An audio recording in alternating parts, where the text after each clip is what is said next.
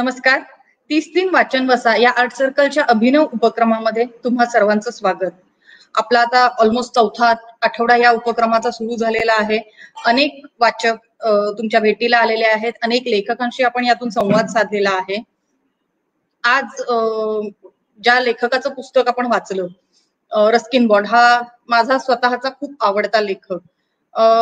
पहिल्यांदा कधीतरी शाळेच्या टेक्स्टबुक मध्ये वगैरे आपल्याला इंग्लिशमध्ये त्याचा एखादा धडा असायचा आणि नंतर दूरदर्शनवरती जी एकता रस्ते मालिका लागायची त्याच्यातून हा लेखक पहिल्यांदा खऱ्या अर्थाने भेटला. त्याच्यानंतर त्याची अनेक पुस्तकं वाचली, त्या अनेक मालिका चित्रपट त्याच्या ह्याच्यावरती झालेले आहेत, अनेक कलाकृतींवर अनुवादित पुस्तकं वाचली. त्याच्यानंतर त्याची स्वतःची त्याने लिहिलेली मूळ इंग्लिश मधनं ही पुस्तकं वाचली. दरवेळेला हा लेखक मला प्रचंड आवडत गेला. अतिशय साधं सोपं सरळ लेखन आणि त्यामधून दिलेला काहीतरी एक ठाम विचार, अशा या रस्किन बॉन्डचं हे आत्मचरित्र भाग जो आपण वाचला, ज्याच्यामध्ये रस्टी परत भारतात येतो आणि भारतात परत आल्यानंतरचे त्याचे जे काही त्याच्या मनामध्ये विचार आले किंवा त्याला जे काही आनंद झालेला आहे तो सगळा ह्याच्यातून दिसतो. ब्रिटिश आई वडिलांच्या पोटी जन्माला आलेला हा ब्रिटिश मुलगा, अस्सल भारतीय आत्मा असलेला तो, त्याच्या एका लेखामध्ये वाक्य आहे की त्याला भारत सोडून दुसरं कुठलंही, खास करून हिमालय सोडून कुठलाही भाग त्याला स्वतःचा वाटत नाही. ही त्याची जी काही भारताशी जुळलेली नाळ आहे ती ह्या आत्मचरित्रामधून येते. अभिवाचन केलं अभिजित शेलार या आपल्या अभिवाचकाने. अभिजित थोड्याच वेळात आपल्याला जॉईन होईल. त्याच वेळेला रमा देखील आपल्याला, अरे अभिजित जॉईन झालेला आहे. हॅलो, नमस्कार.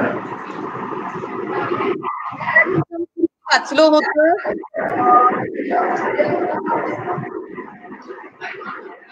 प्रणवचं निळ्या दातांची दंतकथा मधली एक तू वेगळीच कथा वाचली होतीस, ज्याच्यात तुला प्रचंड काय म्हणतो आपण त्याला, असं खूप वाचण्यासारखं होतं.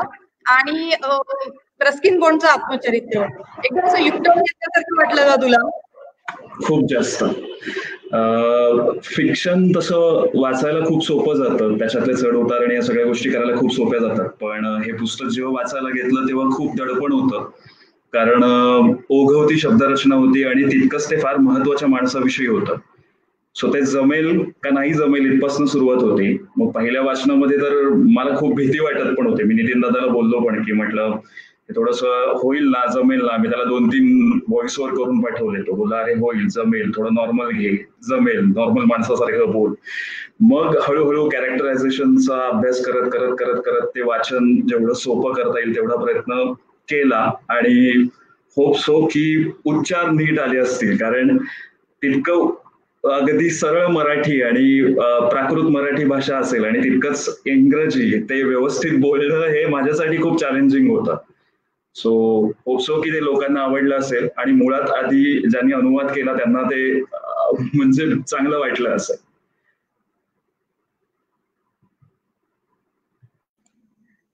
नक्कीच अभिजित, तुझं वाचन प्रभावी झालेलंच आहे. अनुवादिका रमा हर्डीकर आपल्याला थोड्याच वेळात जॉईन होणार आहेत. लोन फॉक्स डान्सिंग हे खरं तर त्याचं मूळ आत्मचरित्राचं नाव आहे रस्टीच्या, आणि ते इतकं साजेसं नाव आहे. हॅलो रमा. हॅलो, हाय. काय म्हणतीयस? मस्त, खूपच छान झालं अभिवाचन, खूपच छान. प्रश्न तोच होता. हो, अभिजित तुमचा आवाज खूपच सुंदर आहे अभिवाचनासाठी, म्हणजे अगदी योग्य आहे. आणि त्याच्यातले पॉजेस आणि हे फारच आवडलं मला. मस्त. थँक्यू. रमा, पहिला प्रश्न साहजिकपणे मी तुला विचारणार आहे की अनुवादासाठी ज्या वेळेला तू हे रस्किन बॉन्डचं आत्मचरित्र करायला घेतलंस त्यावेळेला तुला तुझा अनुभव कसा होता? कारण रस्किन बॉन्डच्या अनेक कथा मराठीमध्ये आलेल्या आहेत, अनेक पुस्तकं मराठीमध्ये आलेली आहेत, पण हे त्याचं आत्मचरित्र म्हणजे त्याने स्वतःबद्दल लिहिलेलं, अनेक त्याच्या तशा ज्या कथा कादंबऱ्या आहेत त्या आत्मचरित्र परत आहेत. रूम ऑन द रूफ असेल किंवा, तर तुझा अनुभव कसा होता ह्या अनुवादाच्या वेळेला? पहिले म्हणजे मी रस्किन बॉन्डचं साधारण शाळेत असल्यापासून वाचत होते आणि म्हणजे तेव्हाचा माझा तो अगदी आवडता लेखक, असं साधारण टीनेजर मी असताना मला ते खूप म्हणजे त्याचं सगळं ते भावजीवन वगैरे आवडायचं आणि त्यामुळे बऱ्याच कथा वाचलेल्या होत्या आणि नंतर रोहन प्रकाशनसाठी अनुवादही केलेला होता. त्यामुळे जेव्हा आत्मचरित्र च्या भाषांतरासाठी विचारलं तेव्हा मला उत्सुकता होती की आता म्हणजे ह्याच्यातलं कुठल्या गोष्टी काल्पनिक असतील, कुठल्या खरोखरच त्यांच्या जीवनात घडलेल्या असतील, हे आपल्याला आता वाचायला मिळेल म्हणून मला उत्सुकता होती.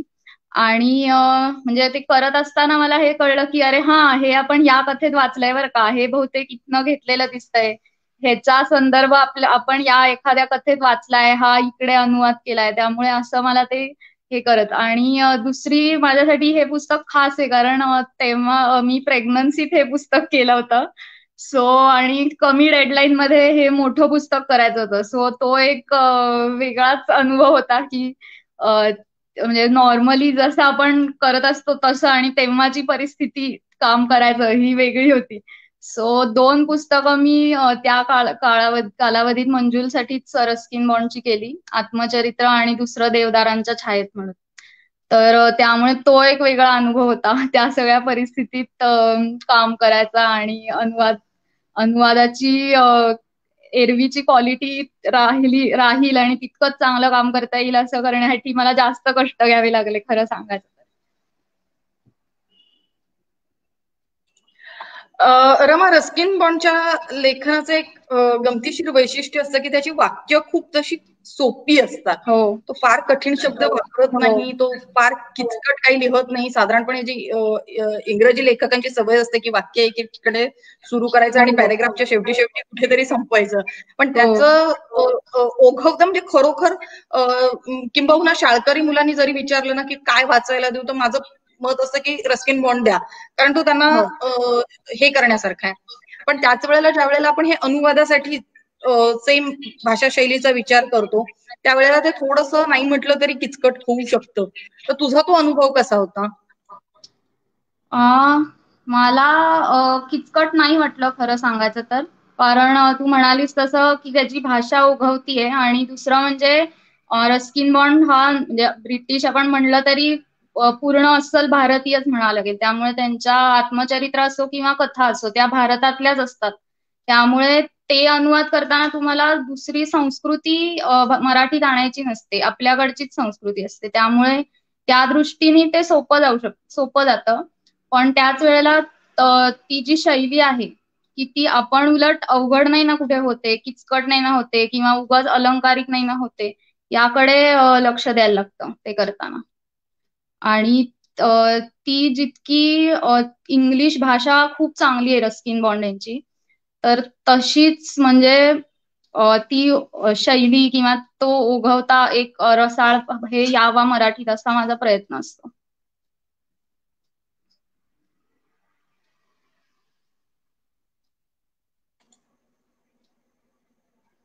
अभिजित, ओके.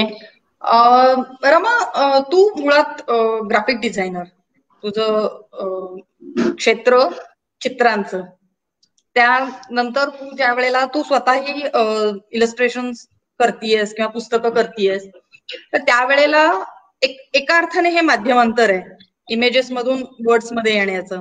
तर तो तुझा अनुभव कसा होता?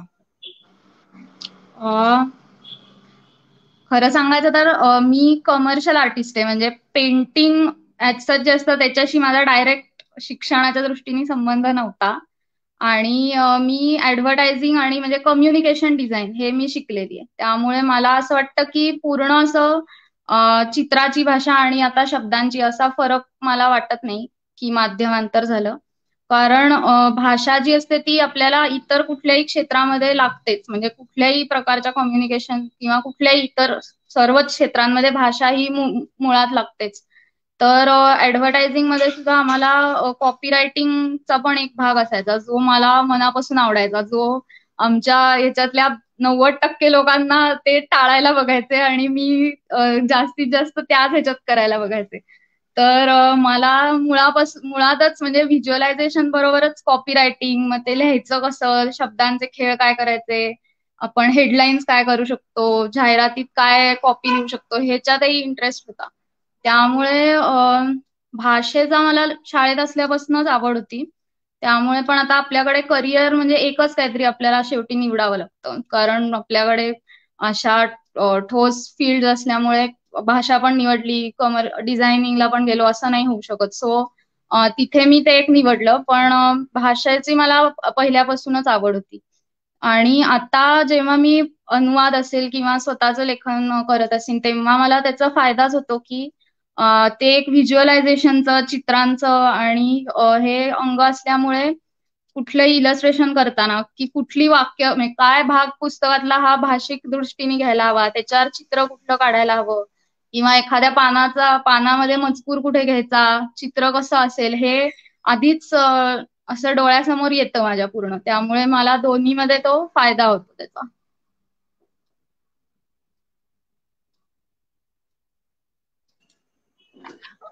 रमा, तू पुस्तकांच्या बाबतीत आपण आता थोडंसं बोलायचं झालं तर तू पुस्तकं भाषांतरित करतेयस, तुझी स्वतःची स्वलिखित पुस्तकं आहेत आणि त्याच वेळेला तू कव्हर पेजही डिझाईन करतेस. तर मला जाणून घ्यायचंय की कव्हर पेज ज्या वेळेला आपण कुठल्याही पुस्तकाचं डिझाईन करतो त्यावेळेला एका आर्टिस्टचा विचार काय असतो त्याच्यामागे?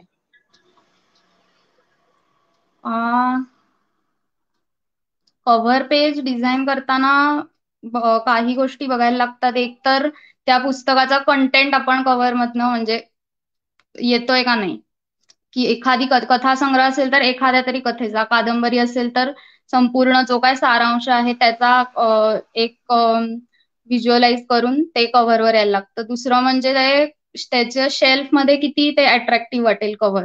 जेव्हा एक आपण बघतो तेव्हा आपल्याला आवडू शकतं, पण ते जेव्हा 100 पुस्तकांमध्ये दिसतं तेव्हा ते पटकन उचलून घ्यावं असं वाटेल का, त्याची शेल्फ मध्ये ते कितपत अट्रॅक्टिव्ह वाटेल ह्याचाही एक विचार करायला लागतो. आणि पुन्हा तुम्ही आता फिक्शन, नॉन फिक्शन कसं करताय त्याच्यावर वेगवेगळा म्हणजे विचार करावा लागतो. तर मी क्राफ्ट, आर्ट अशा याची कव्हर्स करते तेव्हा पूर्ण वेगळा विचार करायला लागतो. पेंटिंग जे सगळ्यात त्या चित्रकाराचं चांगलं असेल ते घ्यावं लागतं, तिथे त्या फेमस आर्टिस्टच्या नावाचा त्याचा जास्त विचार करावा लागतो. फिक्शन असेल तिथे नक्कीच जास्त सगळ्या त्या कथा असतील किंवा कादंबरी असेल ती वाचून त्याच्यातल्या कुठल्या भागावर आपण व्हिज्युअलाइज हे करू शकतो, व्हिज्युअल करू शकतो, मग ते ऍबस्ट्रॅक्ट करायचं का, काय लेखकाची शैली आहे, त्याचा कंटेंट काय आहे, त्यानुसार ते रिअलिस्टिक कव्हर हवं का, ऍबस्ट्रॅक्ट कव्हर हवं का, सेमी ऍबस्ट्रॅक्ट हवं, टायपोग्राफिकल हवं का, पूर्ण तिथे एखादं पेंटिंग हवं, किंवा ग्राफिकली काही नवीन काही काळातलं पुस्तक असेल तर त्याचा कंटेंट आणखीन काही फोटोग्राफिक कव्हर हवं का, अशा सर्व प्रकारे विचार करून कव्हर्स मी करते. म्हणजे पुस्तकाच्या अनुषंगाने ते कव्हर जायलाच हवं. हो हो. मॅडम, माझा एक प्रश्न होता. तुमचं प्रणव सरांनी लिहिलेलं हिरवे पक्षी नावाचं पुस्तक मी बघितलं होतं. म्हणजे बेसिकली माझा भाचा लहान आहे तर त्याच्यासाठी दीदीने माझ्या ते घेतलं होतं. तर त्याच्या त्या सगळ्यात छोट्या स्टोरीज, आणि ते खरं तर त्याच्यासाठी घेतलेलं पुस्तक, पण ते जेव्हा हातात घेतलं तेव्हा ती चित्र आणि ती कथा ते सगळं बघितल्यानंतर मला ते पुस्तक खूप छान वाटलं. म्हणून मी तोही प्रश्न सरांना पण त्यावेळेस विचारला होता की कव्हर पेज आणि या संदर्भातला जो आता मगाशी नंदिनीताईने पण विचारला. सो ते थोडंसं मला अजून जाणून घ्यायचंय की ह्या सगळ्या गोष्टी, म्हणजे तुम्ही मगाशी म्हणालात की कम्युनिकेशन डिझाईन असेल किंवा त्या पद्धतीमध्ये तुम्ही हे सगळं काम करताय, तर हे कसं काय, कशा पद्धतीने अजून करताय, काय आहे? हिरवे पक्षी ऍक्च्युली मी आणि प्रणवनी दोघांनी मिळून एक लिहिलेलं आणि मी त्याच्यात इलस्ट्रेशन्स केली आहेत. तर पहिले मला एक कन्सेप्ट ती सुचली होती कथेची, आणि त्याच्यात एक चित्र जे मी काढलंय की सगळे पक्षी असे उडतायत, तर ते चित्र आणि तेवढी कन्सेप्ट असं पहिल्यांदा माझ्या डोळ्यासमोर होतं. आणि ते चित्र म्हणजे अगदी पहिल्यांदा माझ्या डोळ्यासमोर एक चित्रच होतं ते, की हा असे आहेत की जे सगळे पक्षी उडून चाललेत आणि खाली फक्त सिमेंटचं जंगल उरलेलं आहे असं. तर तिथून मग बरेच दिवस ते कथा काय करायची कशी करायची असं घोळत होतं.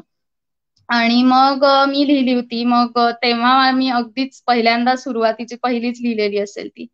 मग प्रणवनी आणि मी मिळून ती थोडीशी काय कशी फुलवायची काय करायचं हा विचार केला. त्याच्यानंतर पहिले ते चित्र एक तयारच होतं.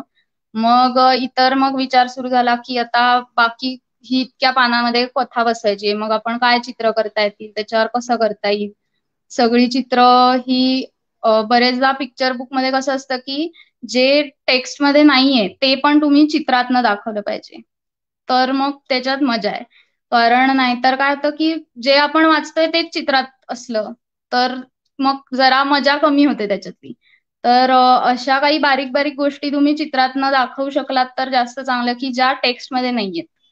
तर तसं आता ते पहिलंच पुस्तक आहे त्यामुळे त्याच्यात खूप आता मी पाहिलं तर मला असं वाटतं की हा हे बदलायला हवं होतं, ह्याच्यातलं हे आणखीन हे करायला हवं. त्यामुळे आता मी अजून काम करतेय. सो नाही इलस्ट्रेशन आणि तरी पण ते पुस्तक त्या ह्याच्यामध्ये खूप छान दिसतं, कारण त्या बिल्डिंग्स आणि त्या ओके, ह्याच्यातून थँक्यू. जो ते खूप छान वाटलं थँक्यू. मला. थँक्यू. थँक्यू. रमा, तू माधुरी पुरंदरे यांची पुस्तकं इंग्रजीमध्ये भाषांतरित केलेली आहेस आणि मला कायम असं वाटतं की माधुरी पुरंदरेंचं जे मराठी साहित्यातलं काम आहे ते खरं तर अतुलनीय असं आहे. कारण त्या वयोगटासाठी, खास करून ज्यांना अक्षर ओळखही नाही अशा वयोगटासाठी लिहिण्याचा सातत्याने ते लिहत आहेत. त्या स्वतः चित्रकार आहेत आणि त्यांची ती सगळी त्या चित्रांमधून ती त्यांची दृष्टी दिसते. माझी मुलगी लहान होती त्यावेळेला राधाची आणि यशची पुस्तकं सतत वाचायची. तिला वाचता येत नव्हतं, मी वाचून दाखवायचे, पण तिला ते चित्रातनं कळायचं की हा यश आहे, हा यश असा धावत सुटलेला आहे किंवा त्याचा हात मोडलाय आणि हा पडलाय. इन्सिडेंटली तिचाही हात त्यावेळेला मोडलेला होता. त्यामुळे त्या ज्याला आपण म्हणतो ना आयडेंटिफाय करणं त्या कथांसोबत, ते प्रत्येक वेळेला त्या माधुरी आजींच्या प्रत्येक पुस्तकामधनं होत असतं. तुझा हा अनुवाद करताना तुझा अनुभव कसा होता त्यांची पुस्तकं? खरं सांगायचं तर हे रस्किन बॉन्ड असेल किंवा इतरही मी जी पुस्तकं अनुवादित केली आहेत त्याच्या आधी सगळ्यात सुरुवातीला मी माधुरीताईंची पुस्तकं मराठीतून इंग्रजीत केली. म्हणजे सुरुवात माझी तिथून झालीये खरं तर. त्याच्या आधी मी फक्त एक पिक्चर बुक इंग्लिश मधनं मराठीत केलं होतं. त्याच्यानंतर पहिलं मोठं पुस्तक असं म्हणायचं तर माधुरीताईंचं सिल्वर स्टार ही जी कुमार गटासाठीची कादंबरी आहे ती पहिल्यांदा मी केली. आणि राधाचं घरचं जे इंग्लिश आहे राधाच फॅमिली ते, आणि ऑन दॅट डे म्हणून पुस्तक आहे तेही कुमारांसाठी आहे. तर एक दिवस त्यांनी अचानक मला, मी ज्योत्स्ना प्रकाशनमध्ये त्यांच्याबरोबर काम करायचे बरेच, त्यांच्या पुस्तकांचं लेआउट असेल काही बरंच काम करायचं. तर त्यांनी एक दिवस अचानक मला विचारलं की सिल्वर स्टार तुला करायला आवडेल का इंग्लिशमध्ये. आणि त्यांनी विचारल्यामुळे नाही म्हणण्याचा आता प्रश्नच नव्हता. आणि मला असं, मी म्हणलं आई शपथ, आपल्याला विचारलंय आणि आता आपण हे कसं काय करायचं त्यांचं. तर मी हो म्हणाले, पण नंतर मला खरं सांगायचं तर असं वाटत होतं की आपल्याला जमेल का कसं काय. पण म्हणलं नाही, आपण करून तर बघूयात, करूच यात. आणि त्यांच्या म्हणजे बाकी आता रस्किन बॉन्ड किंवा इतर जेव्हा पुस्तकं मी ट्रान्सलेट करते तेव्हा मी त्या लेखकाला प्रत्यक्ष भेटलेली नसते किंवा तसा माझा कधीच भेटण्याचा प्रश्न येत नाही. पण इथे जेव्हा माधुरीताईंची करते तेव्हा त्या प्रत्येक स्टेजमध्ये इन्व्हॉल्ड असतात त्याच्या. म्हणजे त्यांच्याकडे ते पूर्ण त्या वाचतात, पुन्हा त्यांची सजेशन्स देतात. आणि सिल्वर स्टारच्या वेळेला तर अशी काही एक मजा सांगते तुम्हाला की मी पहिला ड्राफ्ट म्हणजे माझ्या दृष्टीने मी फायनल 2-3 वेळा वाचून त्यांच्याकडे नेला. आणि काही शब्द होते जे त्यांना त्याची अर्थछटा थोडी वेगळी हवी होती आणि त्यांना तो इंग्लिश शब्द सुचत नव्हता. तर त्यांनी त्या फ्रेंच शिकलेल्या आहेत, हे जो सगळ्यांना माहितीच असेल, त्यांचं फ्रेंच म्हणजे उत्तम आहे. आणि मी फ्रेंच शिकलेली असल्यामुळे त्या मला काही शब्द फ्रेंच मध्ये सांगायच्या की हा शब्द बघ फ्रेंच मध्ये हा वापरतो ना आपण, तर ह्याच्यावरनं आता तुला मराठी वरनं इंग्लिश सुचतोय का बघ, हा फ्रेंच आहे हाच मला सुचतोय, मला इंग्लिश आठवत नाहीये. तर असं त्या मला 3-4 वेळेला त्यांनी फ्रेंच शब्द सांगितले, विशेषण किंवा काही क्रियापद. आणि मग त्याच्यावरनं आता बघ तू कुठला इंग्लिश घ्यायचा असं. तर ही एक तेव्हा असं झालं.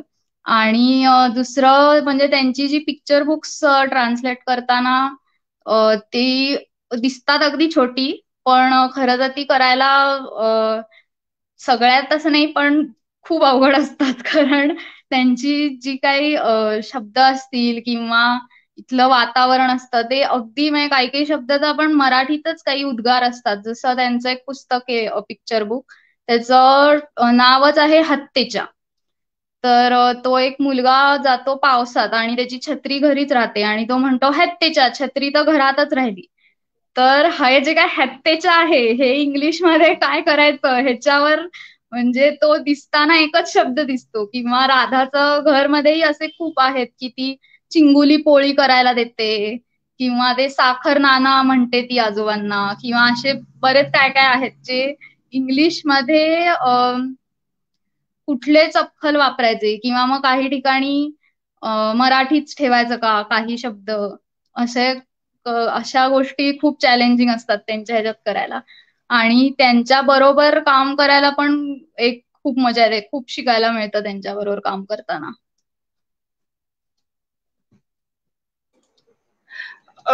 रमा, ही जी पुस्तकं आपण आता चर्चा करतोय त्याच्यामध्ये मला प्रणवच्या पोस्ट मधलं एक पुस्तक आठवतंय त्याने वाचनासंदर्भात लिहिलं होतं आणि तू लेकीसाठी एक खास पुस्तक बनवलं होतं कापडी. हो. याचं कारण असं की मला वाटतं त्यावेळेला तुझी 1-1.5 वर्षाची वगैरे होती लेक आणि तिला पुस्तकं हाताळायची सवय लागावी, तिने पुस्तकं वाचावी, तिच्या भले तोंडात घालतील किंवा इकडे तिकडे फेकतील, फाडण्याचा प्रयत्न करतील, पण ती त्या वयातल्या मुलांनी पुस्तकं हाताळावीत म्हणून तू असं एक ते वेगळं पुस्तक तयार केलं होतंस. त्याच्याबद्दल थोडंसं सांगू शकशील का प्लीज? आम्ही अगदी म्हणजे ती माझ्या पोटात असतानाच आम्ही तिच्यासाठी काय काय पुस्तकं काय कुठली आणायची वगैरे असं आमचं चालायचं. तर परदेशात असं मला माहिती होतं की काही काही बाथ बुक्स पण मिळतात प्लास्टिकची, जी आंघोळ करताना खेळायला वापरता येतात, मग कापडी मिळतात असं. तर ती काय 4,000 5,000चं एक पुस्तक वगैरे. तर आम्ही म्हणलं की काय आपण पण का नाही करून बघूयात की आपल्यालाही आपलं ते खास असेल तिच्यासाठीचं. आणि माझ्या आईला शिवणकाम चांगलं करता येतं, त्यामुळे मी म्हणलं की तिला तोंडात घालता येईल असं एक 7-8 पानी फक्त पुस्तक करूयात आपण असं. त्यामुळे आम्ही काही तिला आवडतील असे अट्रॅक्टिव्ह वाटतील असे प्राणी पक्षी पतंग असे काही काही साधे आकार वेगवेगळ्या रंगीबेरंगी कापडांचे कापून हातानेच शिवून आणि थोडंसं फॅब्रिक पेंटिंग करून असं एक छोटंसं पुस्तक ती अगदी तान्हीबाळ असताना तयार केलं होतं. तर आम्ही तिला ऍक्च्युली 1 महिन्याची ती असल्यापासूनच साधी पुस्तकही दाखवतोय. म्हणजे जसं आपण खेळणी अशी वरती धरतो बाळाच्या पाळण्यावर तसं म्हणलं रंगीबेरंगी पुस्तकं आणि त्याच्यातली चित्र सुद्धा ती बघेल तर ती पण दाखवायचो, फक्त ती तिला हातात धरता यायची नाही. त्यामुळे ते तिला धरता येईल, तोंडात घालता येईल किंवा ते समोर ठेवल्यावर ती पालथी पडून त्याच्यापर्यंत पोचायचा प्रयत्न करायची, ते तोंडात घालायची, मग ती पानं उलटायला सोपी जायची तिला. तर त्या ह्याच्यात तिच्यासाठी ते केलं होतं. आणि नंतर बाकीची कागदाची नॉर्मल आपली पुस्तकं पिक्चर बुक सुद्धा होतीच. तर ती सुद्धा खूप द्यायचो, अजूनही देतोच. आणि ती सुरुवातीला उलटताना काय करताना फाडायची किंवा तिला मजा यायची फाडायला. त्यामुळे एक सेट होता की जो आता फाटून गेलेला आहे, पण तरी ती कधी कधी तो त्याच्याशी म्हणजे ठेवलेली असतात ती पानं किंवा ते चिकटपट्ट्या चिकटवणं हा पण एक खेळ असतो. त्यामुळे असं सगळी चाललेली असते मजा. रमा, तू आता हे सांगत असताना मला माझ्या लेकीचं बालपण पूर्ण आठवतंय. कारण माझा असा प्रयत्न असायचा की मी खेळणी किंवा बाहुल्या वगैरे गोष्टींपेक्षाही जास्त माझ्या घरभर पुस्तकं असायची. तिसरा कोणी व्यक्ती आला तर त्याला वाटेल की किती पसारा आहे ह्यांच्या घरामध्ये, पण माझा प्रयत्न असायचा की ती धावत धावत रांगत रांगत जिथे कुठे जाईल तेव्हा तिच्या हाताला पुस्तक येईल. ती पुस्तकंही खूप फाडायची, नाही असं नाही, पण तिने फाडली तरी मी पुस्तकं परत परत घेऊन यायचे आणि ती वाचायची. आणि जसं जसं आता तिचं वय वाढतंय तसं तसं मला तो फरक जाणवतोय मागे काही दिवसांपूर्वी कोणीतरी विचारलं होतं की 2 वर्षाच्या मुलीसाठी काय पुस्तकं द्यावीत, आणि मला असं वाटलं की तो प्रश्न योग्य होता खरं तर. 2 वर्षाच्या मुलीला तुम्ही पुस्तकं अभ्यासासाठी नाही दिलीत तरी चालतील, पण खेळण्यासाठी द्यायला हवीत. या पुस्तकांची ती सवय लागायला हवी. तुझा हा जो प्रयत्न आहे, हा कापडी पुस्तकांचा, हा तर मला जमलाही नसता, तेवढी मी क्रिएटिव्ह नाहीये. पण तरीही अशा पद्धतीची पुस्तकं ह्या वयोगटासाठी आली पाहिजेत. आणि मला वाटतं तुझं नवीन पुस्तक त्याच धर्तीवर येतंय, तर त्या नवीन पुस्तकाबद्दल सांगशील? हो. नक्कीच मला वाटतं की जेव्हा अगदी बाळ असेल किंवा 2-3 वर्षाची मुलं असतील, त्यांचा अभ्यास म्हणजे खेळणं हाच त्यांचा अभ्यास असतो. त्यामुळे ते जितकी वेगवेगळ्या प्रकारचं खेळतील, प्रिटेंड प्ले असेल किंवा पुस्तकं बघतील, तितकं ते काहीतरी ते ऍब्सॉर्ब करतच असतात. त्यामुळे मला वाटतं की जास्तीत जास्त तुम्ही पुस्तकं दाखवली पाहिजेत. आणि आता बाजारात तुम्ही कुठल्याही दुकानात गेलात खेळण्यांच्या, तर पहिले कुठली पुस्तकं असतात, तर ती बोर्ड बुक्स जी असतात त्याच्यात रंग, आकार, वाहनं, प्राणी अशी जी असतात तीच मी बघितली जास्ती. तर मला असं वाटतं की ती तर आहेतच, पण त्याच्यातनं पण पालकांना काहीतरी शिकवायचं असतं. ते आकार पाठ करून घ्या, रंग पाठ करून घ्या, प्राणी असतात त्याच्यात आपल्या इथे दिसणारे अर्धे प्राणी नसतातच त्याच्यात जिराफ आणि झेब्रा आणि असं सगळं असतं. तर माझा असं एक हे होतं की हेच जर का सगळं आकार असतील, रंग असतील, प्राणी असतील, हेच जर त्यांना एखाद्या गोष्टीतनं कळलं, पिक्चर बुक मधनं कळलं, तर ते माझ्यामध्ये त्यांना जास्त इंटरेस्टिंग वाटू शकतं. कारण शेवटी ती मुलं असतात ती पूर्ण ओपन असतात. आपण त्यांना जे जे दाखवू तितकं ती ग्रास्प करत असतात. आपण त्यांना 4 गोष्टी दाखवल्या तर पुढे आणखीन मोठी होतील तसं त्यांना त्याच्यातलं कुठलं चांगलं आहे, कुठलं वाईट आहे हे कळू शकेल. पण आता आपण जे दाखवू तेच ते बघत असतात. त्यामुळे केवळ ती अशी बोर्ड बुक्स दाखवण्यापेक्षा गोष्टीतनं जर का त्यांना आपोआप, म्हणजे असं मुद्दाम शिकवायचं म्हणून असं नाही, तर आपोआप हे केलं तर जास्त चांगलं असं मला वाटतं.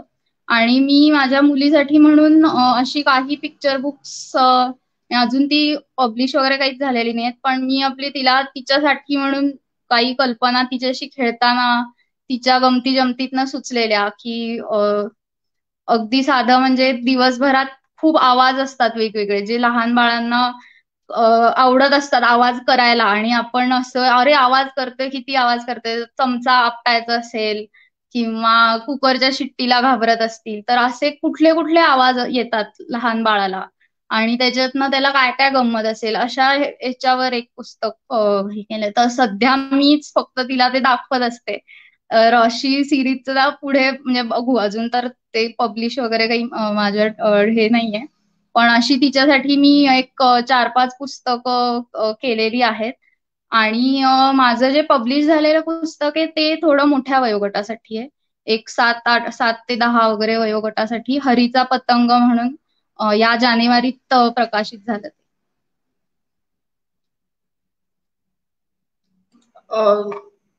अभिजित, मला वाटतं एकदम असं हे झालंय, कारण आपण एकदम लहान मुलांची पुस्तकं आणि 2 आया बोलायला लागल्या की त्यांना काय म्हणतात ना तसं, तू काय करतेस, तू मी काय करते, नाही, अशातला काही भाग नाही. ऍक्च्युली मॅडम म्हणाले ते बरोबर आहे, कारण व्हिज्युअल कम्युनिकेशनचं आम्ही इंजिनिअरिंगला असताना असेच प्रयोग करायचो. तिथे एक जवळ आश्रम होता, तर तिथे आम्ही जी नॉर्मल येरे येरे पावसा वगैरे जी कविता आहे ना, ती अशी चित्र काढून त्या आश्रमातल्या मुलांना वगैरे दाखवायला जायचो. सो हे व्हायला हवंय कुठे ना कुठेतरी, की कम्युनिकेशन हे व्हिज्युअल्स मधून मुलांपर्यंत पोहोचवता यायला हवंय.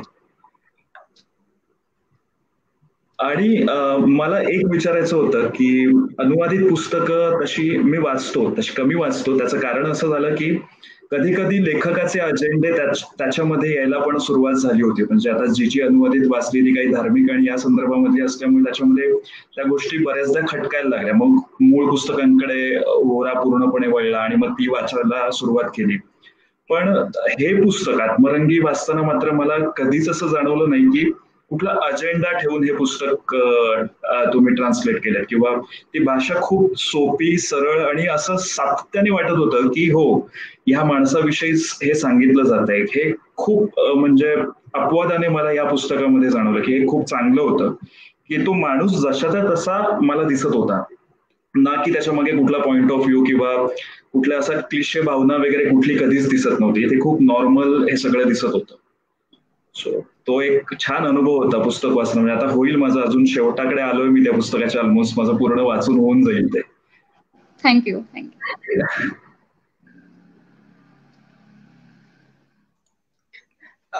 मला वाटतं रमा, अभिजितला विचारायचं असं आहे की ज्या वेळेला तू ते पुस्तक अनुवादित करत होतीस त्यावेळेला तुझे स्वतःचे विचार त्याच्यामध्ये न येऊ देता आणि त्याच वेळेला ते शब्दशः word to word literally translate न करता तू ते अगदी मराठी भाषेत लिहिल्यासारखं वाटावं. कारण अनेकदा ज्या वेळेला आपण इंग्रजी भाषेतनं अनुवादित पुस्तकं वाचतो त्यावेळेला त्यांची ती वाक्यरचना इंग्रजी असते आणि त्यामुळे ती मराठीमध्ये प्रचंड खटकते.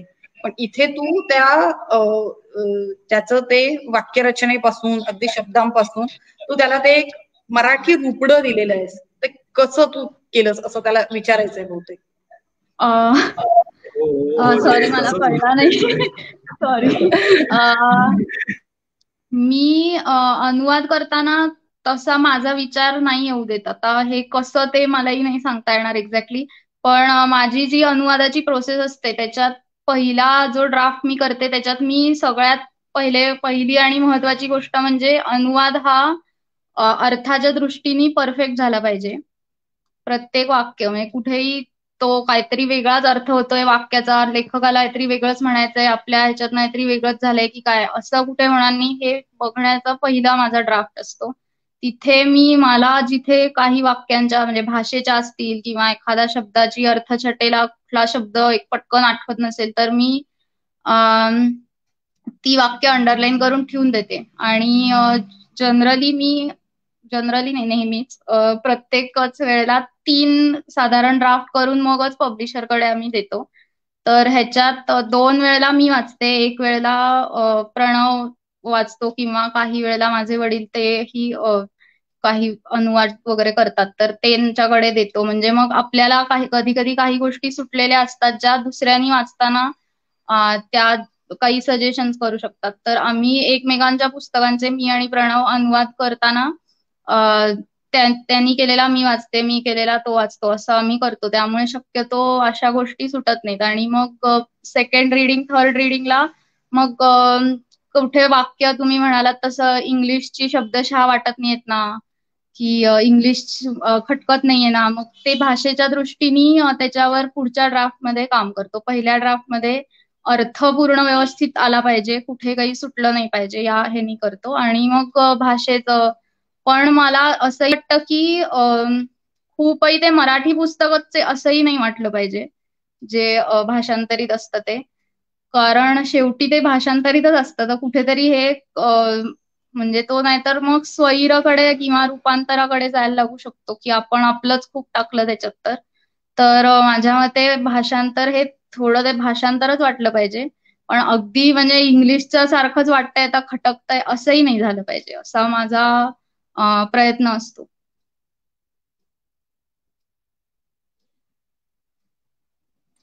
रमा, प्रेक्षकांच्या काही प्रतिक्रिया आपल्याला येत आहेत आणि त्याच्यामध्ये चेतन कोळी म्हणतात की लहान मुलांसाठी लेखन करणं हे अति आव्हानात्मक असतं. लहान मुलांसाठी काहीही करणं हे मुळात खरं तर आव्हानात्मक असतं. पण तरीही पुन्हा आपण तुझ्या ह्या पुस्तकांकडे येऊया, हरीचा पतंग किंवा तू जे आता नवीन लिहितीयस, तर ह्याच्यामध्ये एकतर आपल्याला शब्दसंपदा फार सांभाळावी लागते, कारण त्या मुलांच्या वयोगटानुसार किंवा ह्याच्यामध्येही. तर ती पुस्तकं लिहिताना तुला असं कधी वाटतं का की हे खूप आपल्याला अनेक बंधनांमध्ये लिहून, हे बंधनांमध्ये राहून आपल्याला हे लिहायचं आहे? मी आत्ता तर एकच पुस्तक माझं प्रकाशित आहे, त्यामुळे मी खूप ऑथॉरिटीनी ह्याच्यावर काही बोलणार नाही. पण मी आता जेव्हा माधुरीताईंची पुस्तकं ची अक्षरशः म्हणजे पारायण केली आहेत आणि भाषांतर करतानाही ती पाहिली आहेत, तर त्याच्यातनं मलासाठी नक्कीच मुलांसाठी लिहिणं हे प्रचंड अवघड आहे आणि त्यांच्याकडनंही मला काही टिप्स मिळत असतात वेळोवेळी, ज्याचा मी इनकॉर्पोरेट करायचा प्रयत्न करते माझ्या जे मी आता करतेय पुढचं लिखाण त्याच्यामध्ये. आणि त्यांची पुस्तकं जी असतात ती तुम्ही चित्रांशिवाय वेगळी नाही काढू शकत. तर ती चित्र ही त्याला पूरक असतात. म्हणजे चित्रामध्ये जे मजकुरात लिहिलंय ते चित्रात नाही दिसत तुम्हाला, त्याच्या पलीकडे काहीतरी असतं जे चित्रात असतं. तर त्यांची म्हणजे राधा असेल किंवा यशची सिरीज असेल ती तुम्ही नुसती वाचली तर तुम्हाला म्हणजे एखाद्या मुलाला ते तुम्ही नुसती वाचण्यात काही अर्थ नाहीये, ते दोन्ही एकत्रच एकत्रच करावं लागतं. तर त्यांचं मुलांचं जे निरीक्षण असतं ते मला एक वाटतं की खूप महत्वाचं असतं. मुलांना काय आवडेल हे आपण म्हणजे बरेचदा अशी मुलांची लिहिलेली असतात की त्याच्यात काहीतरी शाब्दिक खेळ आला किंवा नुसती आवाज आले वेगवेगळे की मुलांना मजा वाटेल का, किंवा तर मला वाटतं की तसं नाहीये की बाळबोधच भाषा पाहिजे असंही मला वाटत नाही. कारण माधुरीताईंच्या पुस्तकात काही शब्द असे असतात की जे आपण रोजच्या वापरात बोलण्यात आपल्या येत नाहीत आजकाल. इंग्लिश आपण बरेच वापरत असतो. आता एक उदाहरण म्हणजे रग्गड हा शब्द, रग्गड इडल्या केल्यात असं त्यांच्या एका पुस्तकात येतं. माझी आता 2.5 वर्षाची मुलगी तो शब्द सर्रास वापरायला लागली. तर हे त्या जाणीवपूर्वक करत असतात की भाषा जरी सोपी असली तरी काही शब्द, काही म्हणी अशा असतात, काही वाक्य असतात जी त्या वयाला तुम्हाला कदाचित समजावून सांगावी लागतील, पण तरी ती त्या मुलांना त्या बरोबरच्या चित्रात नसेल किंवा काय ती बरोबर समजतात. आणि एक सगळ्यात महत्वाचं मला असं वाटतं की लहान मुलांना काय म्हणायचं त्याला, लहान समजलं नाही पाहिजे की त्यांना काय कळतंय, असं अजिबात नाहीये. त्यांना खूप, त्यामुळेच मला असं वाटतं की त्यांच्यासाठी लिहिणं खूप अवघड आहे. आणि मी अजून तेवढं लिहिलेलं नसल्यामुळे मी आता प्रयत्न करतेय. सो मी आता एवढंच म्हणेन की ऑथॉरिटीनी मी आणखीन काही नाही सांगू शकणार. रमा लेखिका म्हणून नाही, पण आई म्हणून आपल्याला एक ऑथॉरिटी कायम असतेच असते. आणि मी तर बालसाहित्य लिहिण्याचा विचारही करू शकणार नाही, कारण अनेकदा मी माझी मुलगी ज्या वेळेला प्रश्न विचारते किंवा तिच्या काही नोंदी असतात, ती मला सांगते की मम्मा हे असं आहे, मम्मा ते तसं आहे. त्यावेळेला मला असं जाणवतं की बापरे, ह्या मुलांच्या प्रतिभा शक्तीचा जो काही एक भावविश्व असतं ते वेगळंच असतं. त्याला आपण नाही अनेकदा समजून घेऊ शकत. आणि अशा वेळेला ती समजून घेऊन त्यांना ती पुस्तकं वाचायला देणं आणि त्यांना त्यामध्ये पूर्णपणे गुंगवून ठेवणं, हे जे काही असतं ना ते मला वाटतं फार अतिशय कठीण काम असतं. म्हणजे मी एखादी गोष्ट माझ्या मुलीला सांगितली तर तिला एकदा कळेल, एकदा ऐकून घेईल, दुसऱ्यांदा ऐकून घेईल, तिसऱ्यांदा ती गोष्ट पुन्हा माझ्याकडनं ऐकणार नाही.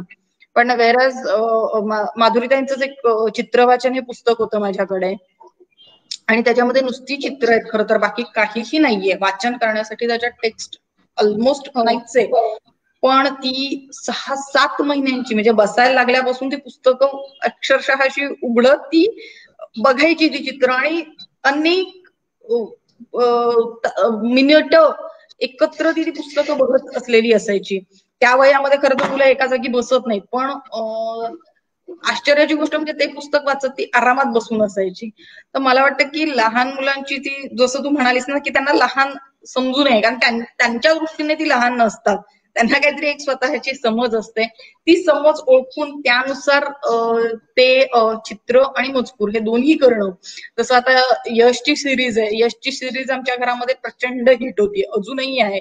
आम्ही ती आधी मराठीमधून वाचली, नंतर इंग्लिश, मग ती पुस्तकं फाटली म्हणून मी ते दुसऱ्यांदा इंग्लिश मधनं मागवली, मग तिसऱ्यांदा तीही फाटल्यानंतर आता मराठी आलेली आहेत परत, आणि अजूनही त्याचं वाचन इतक्या वर्षानंतरही सुरू आहे. अजूनही ते पुस्तक घेते, उघडते, त्यातली चित्र बघते.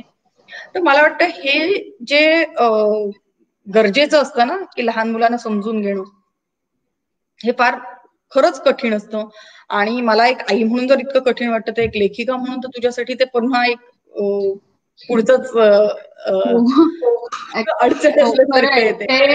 म्हणजे की बालसाहित्य लिहिणं हे मला वाटतं अतिशय अवघडच आहे. म्हणूनच मी त्याला अजून मी स्वतःच ठरवलंय की आपण घाई करायची नाही अजिबात. आपल्याला जोवर पूर्णपणे वाटत नाही की हा हे काय आपल्याला जेवढं वाटतंय तेवढं झालं आहे, तोवर त्याची ते संपवायची किंवा ते पब्लिश करायची घाई करायची नाही, असं एक हे. कारण रोज काही ना काहीतरी तुम्हाला नवीन समजत असतं आणि मग तुम्ही जेव्हा आधीचं बघता तेव्हा वाटतं की अरे हे आपण इथे खूपच जास्ती लिहून ठेवलंय, इथे आपण चित्रात आणि मजकुरात तेच गोष्ट आलीये, इथे आपल्याला बदलायला हवं, इथे आपल्याला चित्रात आणखीन काहीतरी बारकावे द्यायला हवेत, असं ते सतत तुम्हाला काहीतरी सुचत असतं नवीन. त्यामुळे ते लहान मुलांसाठी लिहिणं हे खरोखरच अतिशय अवघड आहे. आणि ती असंच एक काय टाइमपास किंवा अगदी सोपं आहे लहान मुलांसाठी काय 4 पानाची गोष्ट लिहिली तर, तसं ते अजिबातच नाहीये असं मला वाटतं. त्याच्यासाठी तुम्हाला खूपच तयारी हवी तुमची, आणि ती तयारी झाल्याशिवाय माझ्या मते मी काही पुढे जाणार नाही.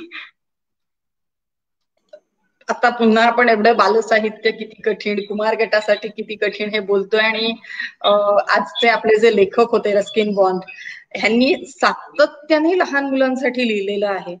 आणि ते अशा वयातल्या मुलांसाठी लिहिलेलं आहे की ती मुलं मोठी होऊन आता मला वाटतं कदाचित आजोबा वगैरे झालेली आहेत, त्यांची नातवंड पुन्हा ती पुस्तकं वाचतातच आहेत. तर कालातीत साहित्य आपण ज्याला म्हणतो की पिढ्यानंतर पिढ्या, म्हणजे मी लहान असताना मी रस्किन बॉन्ड वाचला,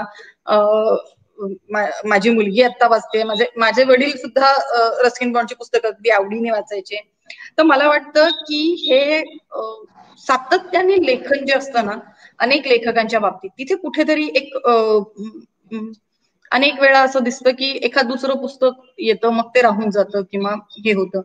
तर तुझ्या बाबतीत तू आता भाषांतर करतेयस किंवा तू ग्राफिक डिझायनर, कमर्शियल आर्टिस्ट म्हणून काम करत असताना तुला ह्या सातत्य गोष्टीचं, कारण आता मगासपासून आपण म्हणतोय खरं की एक आई म्हणूनही जबाबदारी वाढते, आणि ज्या वेळेला तुम्हाला ती तुला जसं मला माझ्या मुलीकडे पूर्ण लक्ष द्यायचंय, तुला तसं द्यायचंय, त्यावेळेला हा सातत्याचा जो एक फॉर्म्युला तुला कंटिन्यू ठेवायचा आहे तो तू कसा ठेवतेस?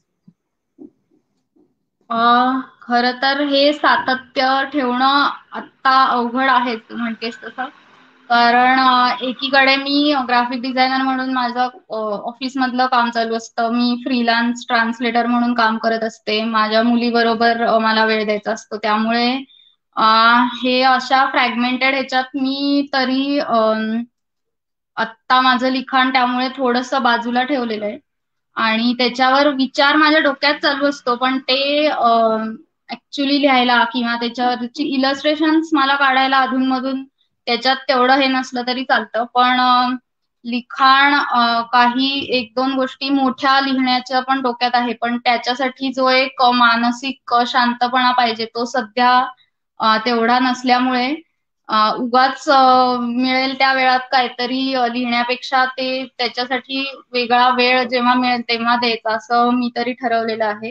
कारण पहिले जी काही व्यावसायिक कामं असतात, भाषांतर असेल किंवा इतर माझी डिझायनिंगची कामं असतील, त्याला पहिले वेळ द्यावाच लागतो. आणि तेच म्हणलं तसं की पूर्ण बालसाहित्य लिहिण्याची तयारी झाली असं मलाच वाटलं कीच मी ते करणार आहे. ह्या वयोगटासाठी लिहिणारी लोक इतकी कमी आहेत, त्यामुळे माझं तुला असं म्हणणं असेल की तुला जेव्हा केव्हा वाटेल तेव्हा प्लीज ही पुस्तकं लवकर प्रसिद्ध कर.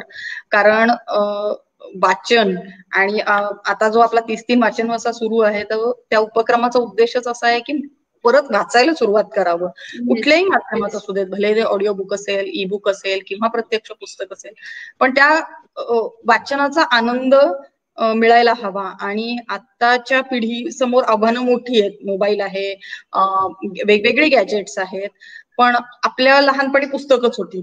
आपल्यासाठी वाचनालयात जाणं, पुस्तकं घेऊन येणं हे आपला एक आनंदाचा आणि बालपणाचाच भाग होता. पण आता ते सध्या तसं नसल्यामुळे एकंदरीत मला असं वाटतं की जास्तीत जास्त लेखकांनी बालसाहित्य निर्माण करावं. म्हणजे जेणेकरून त्या वयामध्ये ती वाचनाची आवड लागेल. जसे जसे ते मोठे होतील तसे तसे वेगवेगळी पुस्तकं वाचतील.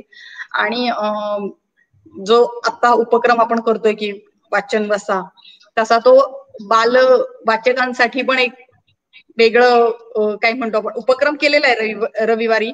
पण तरी तो जास्तीत जास्त मोठ्या प्रमाणात आणि त्या वयोगटाला खरं तर फार गरज आहे त्यानुसार. येस, अभिजित नाही विचारायचं तुमचा काय? एक मिनिट. ओके, हो. Please continue. नाही, तुमचा हा नाही, उपक्रम खूपच चांगला आहेच. आणि रविवारी तुम्ही लहान मुलांची पण 2 ह्याचं अभिवाचन केलं, तेही मी पाहिलं होतं. तर तुम्ही म्हणताय ते अगदीच आहे की जास्तीत जास्त वेगवेगळ्या प्रकारचं बालसाहित्य मुलांसमोर आलं पाहिजे, ही गरज आहे. कारण चांगलं लिहिणारे खूप कमी मराठीत आहेत. आणि त्यामुळे लोकांना इंग्लिश जे हवं असलं की मग ते फक्त परदेशीच पुस्तकं असं एक समीकरण होऊन गेले. तर आपल्या आपल्या इथल्या पर्यावरणातली, आपल्या संस्कृतीतली, आपल्या इथल्याशी मुलांना रिलेट होऊ शकतील अशी पुस्तकं इंग्लिशमध्येही आणि मराठी लोकल लँग्वेजमध्ये येणं खरंच आहे, आवश्यक आहे.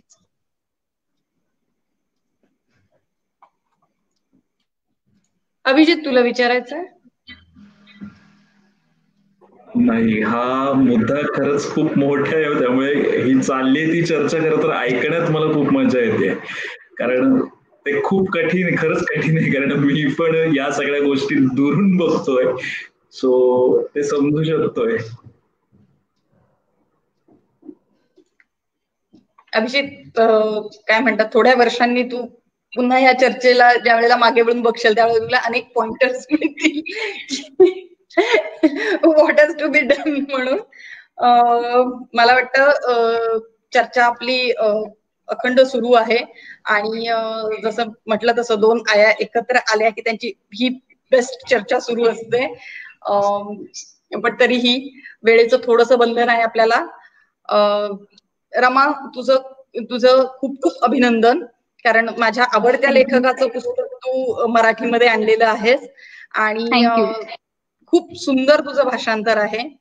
पुन्हा तुझ्याकडनं मला अपेक्षा कायम राहील की वेगवेगळ्या वयोगटांसाठी बालसाहित्य तू तयार करावंस, कारण तुझ्याकडे चित्रकाराची, कमर्शियल आर्टिस्टची दृष्टी आहे आणि त्याला सोबत शब्दांची आहे. म्हणजे जे त्या वयासाठी अनुकूल असतं ते तू नक्की देशील अशी मला अपेक्षा आहे. Yes, thank you. थँक्यू.